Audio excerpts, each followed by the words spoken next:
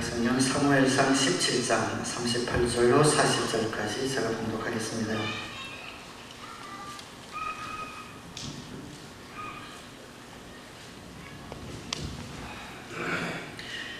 사울은 자기의 군 장비로 다윗을 무장시켜 주었다. 머리에는 노투구를 씌워주고 몸에는 갑옷을 입혀 주었다. 다윗은 허리에 사울의 칼까지 차고 시험삼아 몇 걸음 걸어본 다음에 사울에게 이런 무장에는 제가 익숙하지 못합니다. 이렇게 무장을 한 채로는 걸어갈 수도 없습니다. 하고는 그것을 다 벗었다. 그렇게 무장을 해본 일이 없었기 때문이다. 그런 다음에 다윗은 목동의 지팡이를 들고 시냇가에서 돌 5개를 골라서 자기가 메고 다니던 목동의 도구인 주머니에 집어넣은 다음 자기가 쓰던 무린매를 손에 들고 그 블레셋 사람에게 가까이 나아갔다.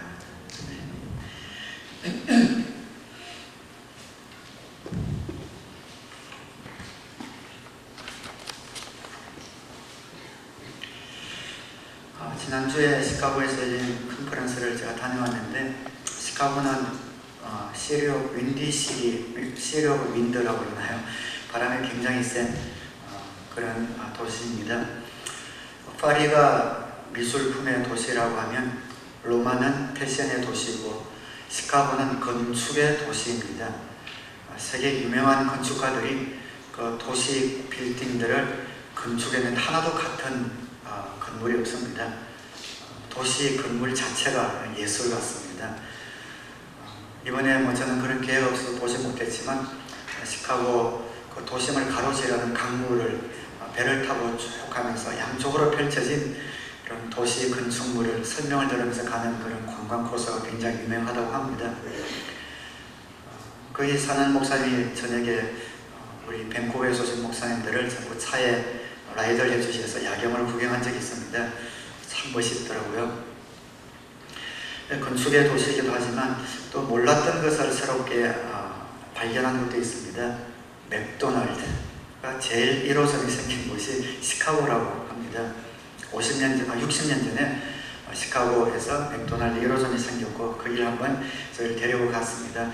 조그만 맥도날드인데 지금 맥도날드는 노란색 거기 M자 마크가 상징인데 거기에 보니까 분홍색으로 되어 있더라고요. 1호점 건물이 그대로 아직 남아 있습니다.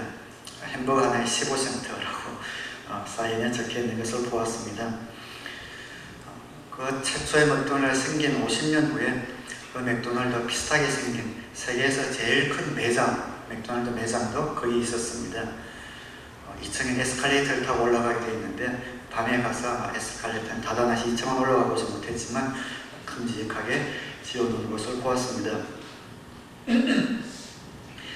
그 맥도날드가 체인점으로는 어쨌든 세계 최초 그리고 제일 성공한 체인점이 맥도날드지요.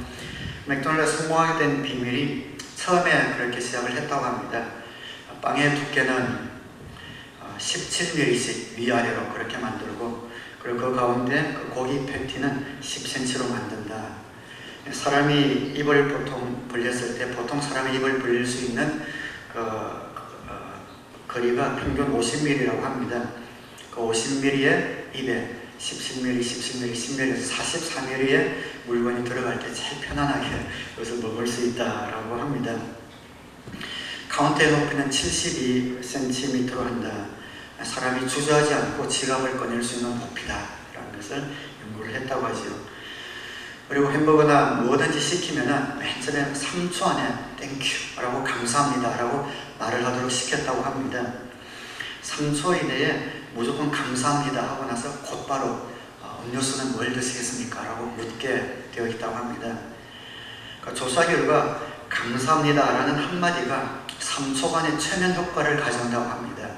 감사합니다 하고 바로 3초 이내에 음료수를 시키면은 시킬 확률이 90%인데 5초가 지나면 50% 아래로 떨어진다고 하죠. 그런 인간의 심리를 과학적으로 심리적으로 연구해서 처음에 그렇게 시작을 했다고 합니다. 참 무서운 그런 기억이 아닐 수 없습니다. 지금은 그렇게 하는 데 없죠. 가도 인사도 잘 안 하고 각 매점마다 각양각색이지만 그렇게 했다고 합니다. 주문을 받을 때는 손님과 항상 눈높이를 맞추도록 그렇게 교육을 시켰다고 합니다. 손님이 음식을 들던 손님이 고개를 딱 들었을 때 눈을 맞추면은 십중팔구는 추가 주문을 받게 된다고 합니다. 손님의 입이나 눈이나 모든 것을 손님에게 꼭 맞추어서 주문을 했다고 합니다.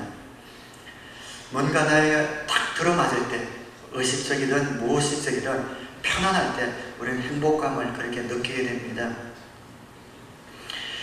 우리는 우리에게 맞는 것을 찾아야 합니다. 우리에 맞는 노래, 내게 맞는 옷, 내게 맞는 어떤 기술, 내 체질에 맞는 어떤 것을 찾을 때 우리는 보람과 행복을 느낄 수가 있습니다. 행복의 비결이 어디 있는가? 성공의 비결이 어디 있는가? 내가 가진 것, 내게 있는 것, 내가 입은 그런 의복으로 몸에 맞는 옷을 찾을 때 얼마든지 큰 일을 할 수 있는 것, 그것이 성공의 비결이라는 것이죠. 오늘 본문에 보면 이스라엘에 전쟁이 일어났습니다. 블레셋이라는 나라가 이스라엘을 침략을 했습니다. 그 블레셋 나라에는 큰 골리앗이라는 장수가 있습니다. 지금까지 역사적으로 그 골리앗보다 더 큰 장수는 기록에 남아있지 않다고 합니다. 나와 싸우자, 나를 당할 자식 누구든지 나와라. 너희들 하나님을 믿는다고 하는 백성이 아니냐? 왜 그렇게 벌벌 떨면서 숨었느냐? 이스라엘 백성 군인들을 모욕할 뿐만 아니라 그들을 믿는 하나님까지 모욕하면서 블레셋 장수 골리앗이 나와서 큰 소리를 치지만 그 누구도 무서워서 골리앗을 상대할 사람이 없습니다. 그때 임금인 사울이 너무 급해서 자기 딸까지 내어놓고 저 골리앗을 맞서서 싸울 자가 누구냐라고 권면했지만 아무도 나서는 사람이 없습니다. 회의를 거듭해도 아무런 방법이 없습니다. 그때 군대에 간 형들을 면회하기 위해서 다윗이 전쟁터에 왔습니다. 그런데 그 골리앗이 이스라엘 군인뿐 아니라 그들이 믿는 여호와 하나님을 모욕하는 소리를 들은 겁니다. 그것을 보고 견딜 수가 없어서 내가 하나님의 이름으로 저 골리앗과 싸우겠습니다 하고 사울 왕에게 그렇게 요청을 하게 됩니다. 형들에게 먼저 이야기를 했죠. 형들이 심하게 꾸중을 합니다. 저 군인들도 꼼짝을 하지 못하는데 너처럼 어린 놈이 어디서 그렇게 실없는 소리를 하느냐라고 합니다. 그러나 다윗은 하나님을 의지하는 믿음이 있었고 그리고 하나님과 함께한 경험이 있었습니다. 아닙니다. 제가 싸우겠습니다. 하도 간절하게 간청하니까 그 소식이 형들을 통하여 그 군 장교에게 그리고 임금님에게까지 들어가게 됩니다. 사울이 다윗을 부릅니다. 다윗을 보니 너무 어이가 없죠. 소년입니다. 그래서 안 된다라고 할 때 다윗이 앞에 37절에 보면 이렇게 이야기합니다. 다윗은 말을 계속하였다. 사자의 발톱이나 곰의 발톱에서 저를 살려주신 주님께서 저 블레셋 사람의 손에서도 틀림없이 저를 살려주실 것입니다. 다윗은 목동이었습니다. 그 양을 칠 때 사나운 짐승들이 양을 해치려고 다가올 때에 사자와 곰들을 물리친 경험들을 갖고 있습니다. 시편을 쓴 사람이 다윗인데 그 많은 시선이 아마 다윗이 목동을 하면서 양들을 치면서 하나님과 깊은 교제 가운데 나왔던 그런 시선, 감성, 영성이 아니었나 싶습니다. 하나님과 밀접한 관계를 맺고 있었던 다윗. 곰이 사자가 올 때에 하나님을 믿는 믿음으로 그 양들을 보호했던 그 경험이 다윗에게 있었던 것이지요. 우리가 주님을 믿을 때, 또 신앙생활을 할 때 이런 체험들이 필요합니다.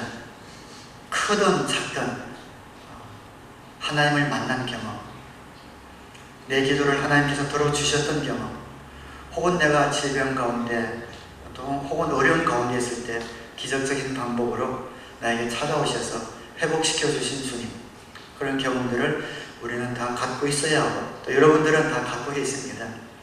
그 경험들을 소중하게 여겨야 합니다. 우리가 어려울 때 그 과거에 나를 살려주셨고 나에게 역사하셨던 그 주님의 은혜를 묵상하면서 이길 수 있는 그런 믿음을 갖고 있어야 합니다.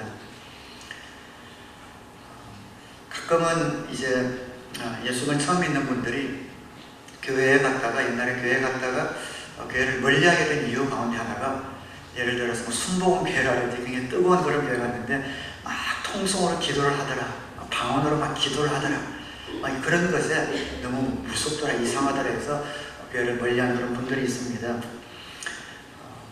또 우리 교회를 통해서 또 믿음이 잘 자라나게 된 것을 감사를 하지만 또 그런 경험들을 그냥 무시할 수는 없습니다. 그런 경험들이 안 좋은 경험으로 있다면 그 생각을 바꿀 필요는 있습니다.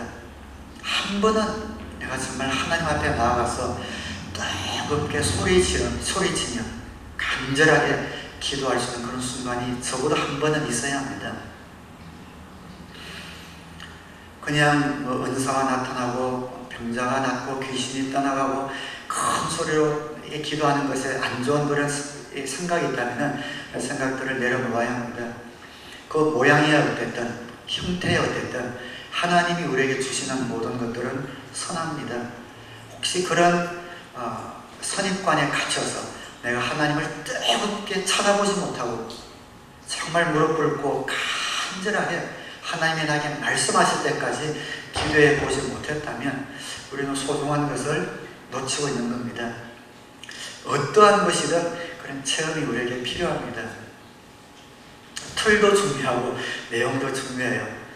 근데 신앙생활 오래 한 분들이 실수하는 것 가운데 하나가 뭐냐면은 어떤 분이 거룩하게 이렇게 보이고 기도도 열심히 하는 것 같고 한데 그 사람의 신앙생활이 엉망이면은 난 저렇게 안 해 해서 반대로 가버리는 겁니다. 그런데 그 사람의 내용이 잘못되었다 하더라도 그 틀 자체도 무시할 수는 없습니다. 신학교에 가면 그런 말이 있습니다. 1학년 때는 목사, 2학년 때는 전도사, 3학년 때는 집사, 4학년 때는 평신도가 된다, 이런 말들이 신학교에 있습니다. 두 가지 의미인데, 하나는 처음에는 이제 뜨거운 마음으로 이제 소명받아서 신학교에 가서 목사님처럼 그렇게 그렇다고 전도사나 평신도가 신앙이 약해진다는 말은 아닌데 비유가 그렇습니다. 뜨거운 마음으로 가다가 비평신학을 배우고 해석학을 배우고 신학적 배경을 배우고 이러면서 그 뜨거운 마음이 점점 가면서 식어진다. 신학교 가면 오히려 신앙이 식어진다라는 그런 의미가 하나 있고, 또 좋은 의미로는 처음에는 거룩하게 이제 어깨에 힘이 쭉 들어가서 신학교에 들어가지만 지날수록 점점 더 겸손해진다. 내가 알고 있는 것들이 다가 아니구나 하고 평신도서 아주 겸손하게 신학교를 마치게 된다라는 그런 좋은 의미도 있습니다. 근데 보면은 이제 성경도 어떤 분들은 좀 거룩하게 보이더라고. 특히 1학년 때는 그렇죠. 이게 채플 시간이 되면은 가슴에 제일 성경을 가까이 이렇게 대고 학생이 다닙니다. 딱 보면 1학년인 줄 압니다. 그런 시간이 지날수록 이게 점점 내려오게 되고 나중에는 덜렁덜렁 이렇게 들고 막 다니게 되죠. 근데 덜렁덜렁 다니게 된 이유가 뭐냐면은 어떤 분들은 보면은 성경을 가까이 대고 이렇게 다니면서 형제님 만날 때 할렐루야 이러는데 이게 살아가는 거 보면 정도 없고 뭐 내용이 없단 말이죠. 그런 걸 볼 때에 야 거룩한 척만 하면 뭐하냐, 난 저렇게는 안 한다 해서 오히려 자기는 그렇게는 안 산다는 것을 보여주기 위해서 오히려 일부러 덜렁덜렁 이렇게 들고 다니는 이런 경우가 있단 말입니다. 저도 그런 경우가 있었습니다. 근데 지나고 보면 그것이 굉장히 손해입니다. 그 사람이 그 아름다운 그 틀에 담을 내용이 없다 하더라도 그 틀 자체는 아름답고 좋은 겁니다. 우리 신앙의 틀, 기도라는 것도 주님 앞에 나가 기도하는 것도 율법이 아니잖아요. 우리가 하나님께 대화하는 거지만 그러나 규칙이 필요합니다. 정해진 시간, 정해진 장소를 딱 정해놓고 기도하는 것과 무시로 나는 운전하면서도 기도하고 설거지하면 기도해, 그런 기도도 필요하지만 희생이 들어간 기도, 정말 내가 적어도 20분 이상은 한 자리에 앉아서 기도할 수 있는 시간을 정해놓고 매일매일 지나는 사람과 그런 틀은 싫어, 하나님과 자유롭게 게 좋지 하고 그냥 그렇게 신앙생활 하는 사람의 시간이 지나고 나면 큰 차이가 나더란 겁니다. 그 틀이 중요합니다. 어떤 사람은 자기 영어 이름을 베드로로 지었어요. 난 베드로야 하는데 보면은 베드로는 그냥 가룟 유다처럼 생활한단 말이죠. 그러니까 그 옆에 있는 사람들이 자기 영어 이름도 요한, 야곱으로 짓고 싶은데 이제 베드로로 지은 존엄을 보니까 자기도 요한이나 야곱으로 지으면은 저 이름만 그렇게 지어놓고 영 아닌 것처럼 살아가는 저 사람과 동급으로 될까봐 난 그런 것이요, 나는 사단이야, 이런 사람이 있거든요. 그러지 말라는 겁니다. 그것이 시험에 드는 겁니다. 시험에 든다는 것은 안 좋은 일에 내가 발을 딛는 것도 시험에 드는 거지만 정당한 일에 대하여 거부감을 갖는 것, 그래서 뒤로 물러서는 것도 시험에 드는 겁니다. 저렇게 신앙생활 할 바에 난 안 해. 그런 시험에 들지 말아야 합니다. 말이 조금 옆으로 섰지만 체험이 필요합니다. 주님을 뜨겁게 만나는 것. 여러분 집에서는 소리내 기도할 수 있는 시간이 많지 않잖아요. 그래서 그냥 길게 봐서 3분 정도 우리가 주일 예배 오면은 한번 합심해서 기도할 때 그때는 그냥 한번 소리내어서 한번 기도해 보십시오. 하나님 내 기도에 응답해 주십시오라고 기도해 보는 겁니다. 그리고 구약시대, 율법시대, 복음시대, 성령시대, 우리가 성령시대, 교회시대에 살고 있는데 성령시대에 살면서 성령님의 능력 권세를 체험하지 못하고 사는 것보다 또 아까운 일이, 아쉬운 일이 어디에 있겠습니까?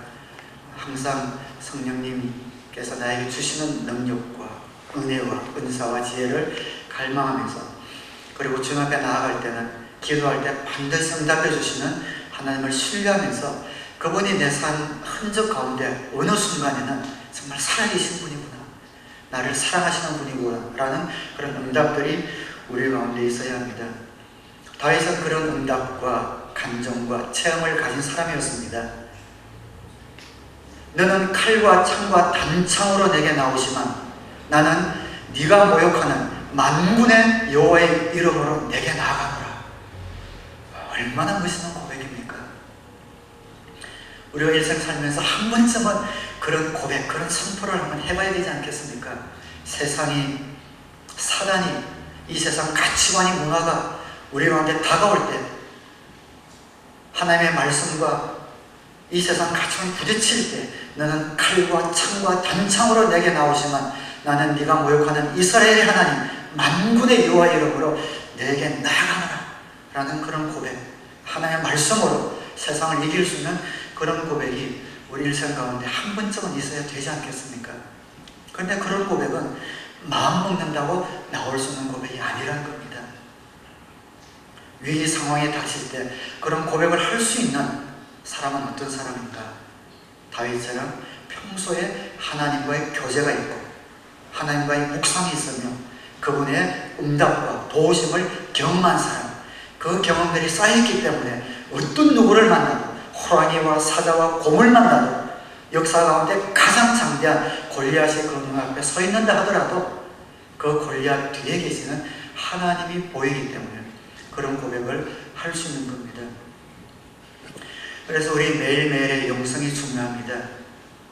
적어도 하루에 20분 이상씩은 주님 앞에 기도하고 적어도 하루에 3장 이상씩 성경은 읽었어야 합니다. 말씀과 기도, 그것이 우리의 영성을 축적하는 길이며 그 가운데서 하나님의 친밀감을 우리가 느낄 수 있기 때문이죠. 사울은 자기가 입던 군복을 주고 자기가 쓰고 있던 투구와 갑옷을 주면서 나가라고 합니다. 왕이 쓰는 제일 안전하고 강한 무기를 다윗에게 준 겁니다. 근데 다윗은 사울이 주는 것을 입어보니 투구도 너무 크고 갑옷도 너무 크고 걸음도 옮길 수 없을 만큼 너무 무겁습니다. 저는 이것이 필요 없습니다. 그것을 벗고 자기가 입고 있던 그 옷을 그대로 입습니다. 자기에게 가장 맞는 옷. 양을 치면서 하나님과 교제하면서 입었던 그 옷, 그 옷을 그대로 입고 돌 5개와 물매만을 가지고 나와 그 물맷돌을 던져 골리앗을 한 방에 쓰러뜨리게 됩니다. 그 골리앗과는 도무지 비교할 수 없는 어린 청년이었지만 다윗이 승리하게 됩니다. 다윗이 승리하게 된 것은 투구와 갑옷 때문이 아닙니다. 자기가 입고 있던 자기에게 맞는 옷을 입고 나가서 승리를 한 겁니다. 충분했습니다. 여러분, 우리에게 내 것이 너무 없다고 낙심합니다. 난 아무것도 없어. 나에게는 행복의 요소도 없고 내 삶 가운데는 만족할 만한 요소도 없고 더 나아가서 승리할 만한 요소는 나에게 전혀 없다고 생각합니다. 그들은 자신이 가진 것이 아무것도 없기 때문에 그 앞에 오는 인생의 골리앗을 맞설 용기가 없다고 변명을 합니다. 그러나 그렇지 않습니다. 하나님은 이미 우리에게 모든 것을 주셨습니다. 우리가 예수님을 영접할 때 우리 각자에게 가장 맞는 옷을 하나님은 우리에게 주셨습니다.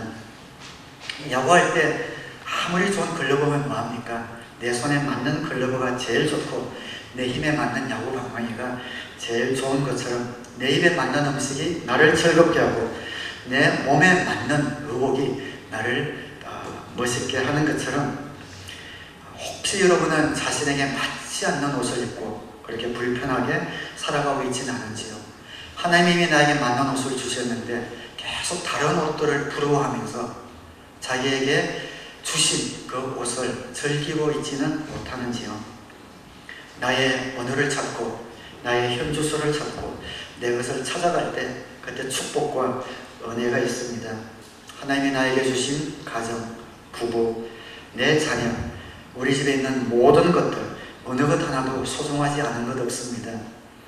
어느 것이든 내 손에만 들어오면 모두 다 정금처럼 황금처럼 아름답게 보이며 그것을 소중하게 여길 수 있는 마음이 있다면 우리는 큰 자원과 무기를 가진 겁니다. 어떤 분은 남의 집에 식사 초대만 받아서 갔다 오면 시험 드는 분이 있다고 하죠. 그 음식을 맛보고 집에만 오면 부인에게 요리학원 좀 다니라고 그런다면 그 집이 어떻게 되겠습니까? 그처럼 괴로운 것은 없습니다. 나에게 주어진 것, 나에게 있는 것 감사하고 사랑할 때 그때 행복이 있고 축복이 있고 나아가서 우리에게 능력이 됩니다. 특별히 우리 자녀들을 많이 아끼고 사랑하고 또 칭찬해 주어야 합니다. 칭찬과 격려가 굉장히 필요해요. 근데 교육학적으로도 그런데요. 사람들이 특별히 어른들과 같이 있을 때 자기 아이들이 있을 때 그때 이상하게 자기 아이들을 핀잔을 주는 부모님들이 있습니다. 사람들이 있을 때 아이 좀 커서 뭐가 될는지 아이 하면서 이상하게 그렇게 해야 뭐 좀 예인 줄 알고 사람들이 있을 때 자기 자녀들을 막 핀잔을 주고 깎아내리는 부모가 있는데 그거는 절대 금물입니다. 다른 사람 앞에서 창피를 당했을 때 그 자녀가 느끼는 그런 열등감이나 낮아지는 자존감은 굉장합니다. 일부러 없는 이야기를 꾸미는 것이 아니고 그때 더 칭찬을 해주고 세워주고 해야 합니다.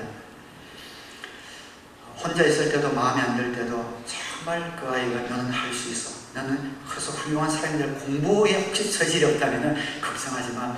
너에게 이런 재주가 있어, 재능이 있어. 하나님께서 너를 분명히 성공시켜 줄 거야.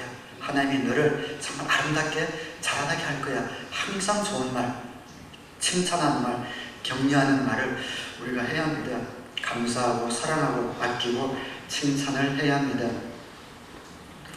여러분, 밴쿠버가 얼마나 아름다운 도시입니까? 정말 좋은 도시입니다.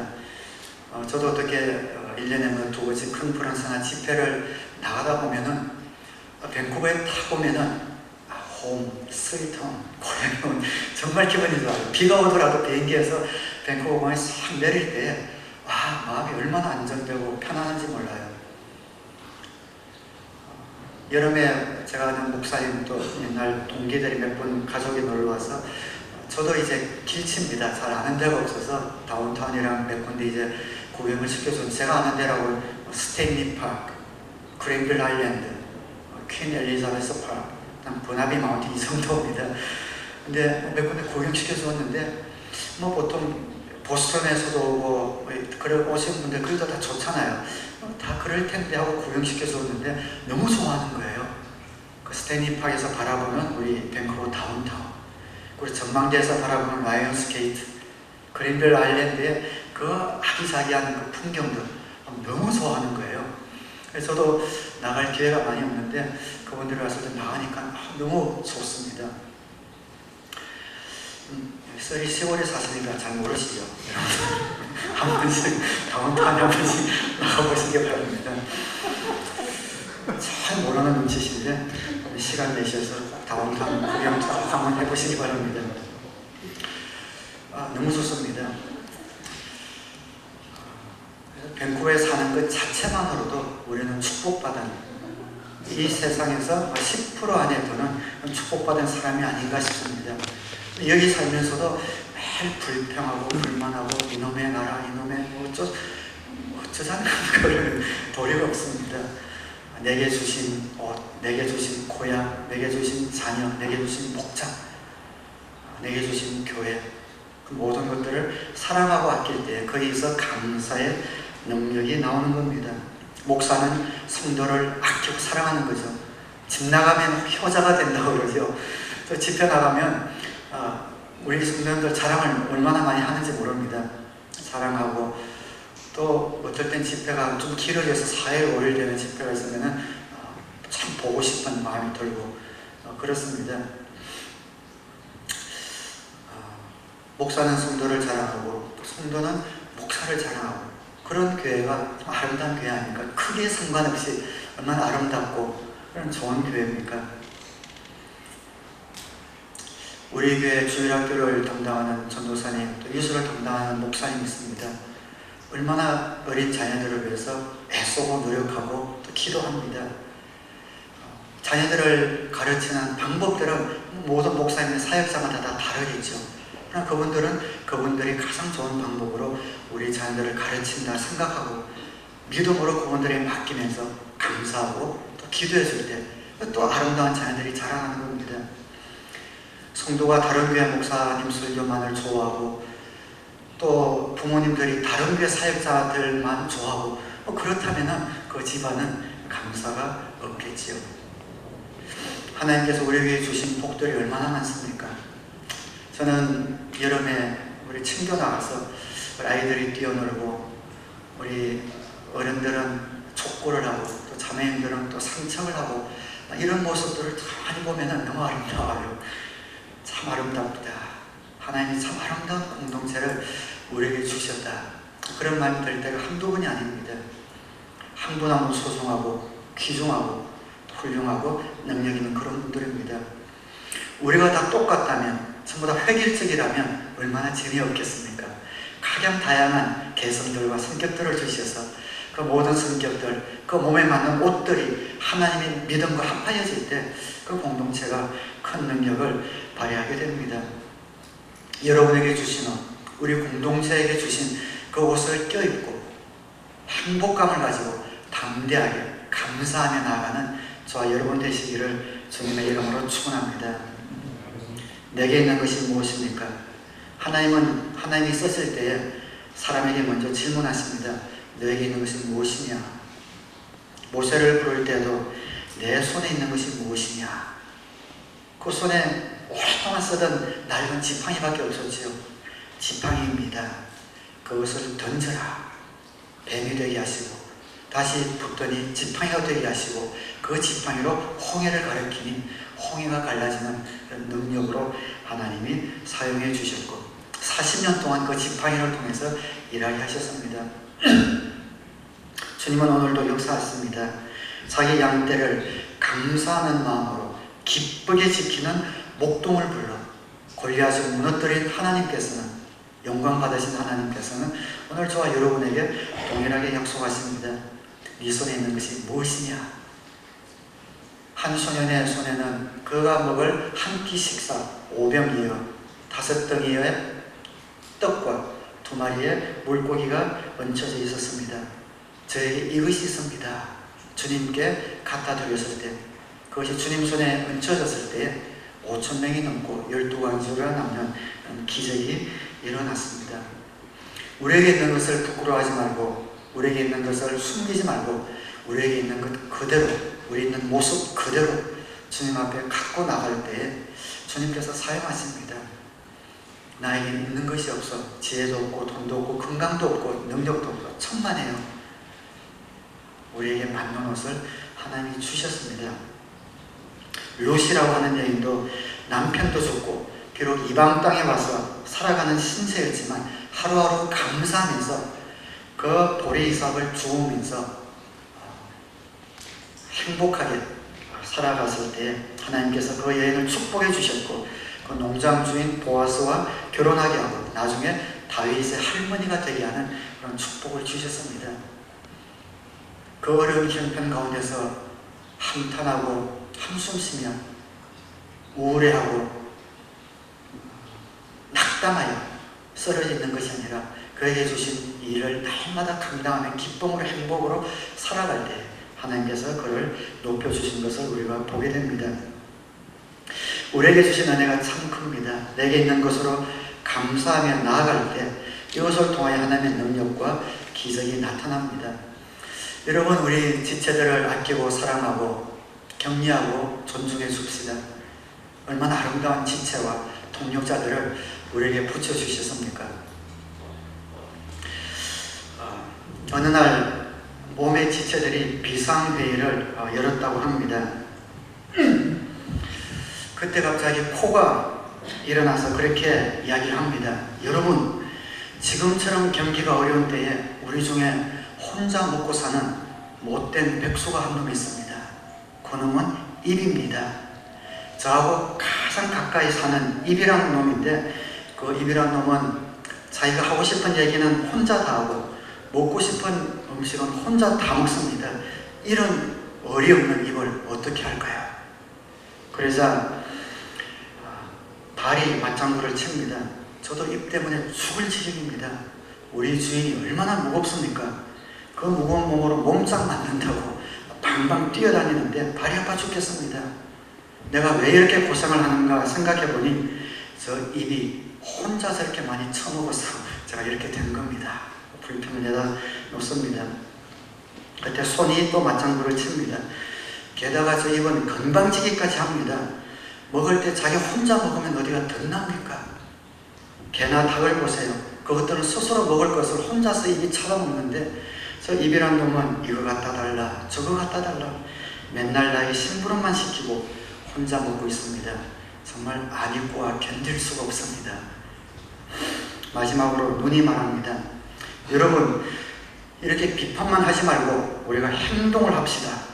앞으로는 맛있는 음식이 보여도 맛있는 음식이 있어도 절대 보지도 말고 냄새 맡지도 말고 입으로 갖다 주지도 맙시다 하고 이제 회의를 한 겁니다. 그 제안이 통과되어서 즉시 입을 굶기기 시작했습니다. 사흘이 지났습니다. 손과 발이 후들후들 떨리기 시작합니다. 눈은 앞이 가물가물 아무것도 보이지 않습니다. 코는 음식 냄새 때문에 죽을 지경입니다. 그때 조용히 있던 입이 그렇게 말합니다. 여러분, 이러면 우리 다 죽습니다. 제가 저만 위해서 먹습니까? 여러분들을 위해 먹는 겁니다. 먹는 것도 쉽지 않습니다. 저도 먹으면서 때로는 입술도 깨물고 혀도 깨뭅니다. 그러니 너무 섭섭하게 생각하지 말고 우리 서로 협력하며 삽시다. 이렇게 이야기를 했다고 하지요. 하나님께서는 우리를 한 몸의 지체로 불러주셨습니다. 필요 없는 지체는 없습니다. 우리 한 지체를 향하여 필요 없다 하고 손가락질할 때 우리 모든 몸이 함께 힘을 잃는 그런 유기적인 관계로 우리를 불러주셨습니다. 용납하고 사랑하고 용서하고 인내하며 격려하고 돕고 존중하는 그런 관계로 하나님의 저희를 불러주셨습니다. 모든 지체들이 유기적으로 연합하여 하나가 되고 나보다 남을 더 낮게 여기며 한 공동체가 되어서 앞을 향해 나아가고 그 뒤를 든든하게 받쳐줄 때에 그 공동체는 놀라운 힘을 발휘할 수 있습니다. 우리 가운데 똑똑한 자 많이 없을지 모릅니다. 우리 가운데 돈과 명예 많이 가진 자 없을지 모릅니다. 상관없습니다. 약한 자를 택하여 강한 자를 부끄럽게 하시는 주님. 주님 앞에 우리 가진 것으로 충성 다하고 순종하기로 마음만 먹는다면 하나님께서 우리를 불러서 써주시기로 준비하고 있습니다. 한 몸 한 뜻 한 가족 되어서 주님의 믿음에 여러분의 믿음을 밀착시킬 수 있게 되기를 우리 주님의 이름으로 축원합니다. 저도 이제 가정교 10년이 되어서 1년에 3번에서 한 5번 정도 집회 인도를 나가게 됐는데, 나갈 때마다 저는 신기합니다. 부흥사 같이 안 살아요. 제가 부흥사라면 카리스마가 있어야 되고 미성동 이런 것 좀 있어야 되잖아요. 방방 뛰고 있어야 되는데 전혀 부흥사 같지 않은데, 저를 초청해서 말씀을 듣고 집회를 인도하는 것들이 끊이지 않는 것을 보면서, 만약에 제가 부흥사처럼 그런 것을 흉내내고 제 몸에 맞지 않는 그런 옷을 입으려고 했다면 이것도 저것도 안 되었을 것 같아요. 그런데 제게 주시는 은혜를 그냥 담담하게 전하고, 또 한 분이라도 그 주의나 시선이나 이런 것들이 뺏기지 않도록 할 때만 설득이 제가 하는 마음의 중심이기 때문에 한 분이라도 주의 신경을 뺏기지 않고 설득당할 수 있도록, 하나님의 말씀에 설득당할 수 있도록 하는 그런 마음으로 전하다 보니까 집회를 한 번, 두 번, 세 번 지날 때마다 모든 처음 가면은 전부 다 좀 의아해요. 부흥사 같지 않으니까. 그리고 제가 좀 젊게 보이나 봐요. 그죠? 제가 가면은 그 장로님들이 담임 목사님 바빠서 전도사가 왔나 이렇게 생각하시는 것 같아요. 좀 유머를 하면 좀 웃어주십시오. 안 웃으면 얼마나 민망한지 모릅니다. 물론 유머 속에 때가 들어있긴 하지만 어쨌든 그러세요. 이렇게 부흥사 하면 좀 연륜이 있고 이런 분이 올 줄 알았는데, 그래서 곱상하게 생긴 이런 목사가 와서 처음에는 의아해합니다. 그런데 말씀을 전하기 시작하고 하루 이틀 지나면은 하나님께서 은혜를 주셔서 그냥 말할 수 없는 그런 은혜가 있습니다. 그래서 내 옷을 내가 발견한 것 같아요. 그냥 다른 옷이 아니라 나에게 주신 옷이 이거니까 이걸 입고 그냥 진심을 그냥 전할 때에 하나님께서 계속해서 사용하시는 것을 볼 때에, 우리도 마찬가지입니다. 나에게 있는 것, 남에게 있는 것 부러워하거나 질투하지 않고 나에게 주신 것이 무엇인가 다 있거든요. 여러분의 재능, 여러분의 성품, 여러분에게 주신 그 모든 것들, 그것 가지고 주님 앞에 나아갈 때 주님께서 사용해 주신다는 것을 꼭 기억하시기를 주님의 이름으로 축원합니다. 말씀을 맺겠습니다.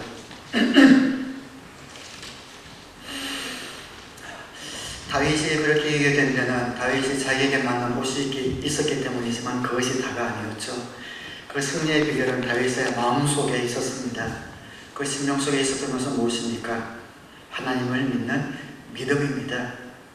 골리앗이 다윗에게 너는 나를 강아지로 아냐? 내가 강아지로 알고 네가 막대기를 들고 나에게 나오느냐? 소리를 지릅니다. 내가 오늘 너를 들짐승의 밥으로 만들어 주겠다. 화가 난 거죠. 그때 다윗이 그 말을 받아서 골리앗에게 그렇게 이야기를 합니다. 또 주님께서는 칼이나 창 따위를 쓰셔서 구원하는 것이 아니라는 것을 여기에 모인 온 무리가 알게 하겠다. 전쟁에서 이기고 지는 것은 주님께 달린 것이다. 주님께서 너희를 모조리 우리 손에 넘겨주실 것이다. 바울이 갖고 있는 것은 하나님을 향한 신뢰였고 믿음이었습니다. 내가 가진 것이 무엇이든 그 모든 것들이 하나님의 믿음과 합하여질 때 기적과 이적과 기사와 응답이 나타나는 겁니다. 무엇이 위함입니까? 하나님을 믿는 믿음이 우리 심령 가운데 새겨져 있는 겁니다. 우리의 힘은 우리의 지혜도 아니고 우리의 돈도 아니고 우리의 지식도 우리의 능력이 아닙니다.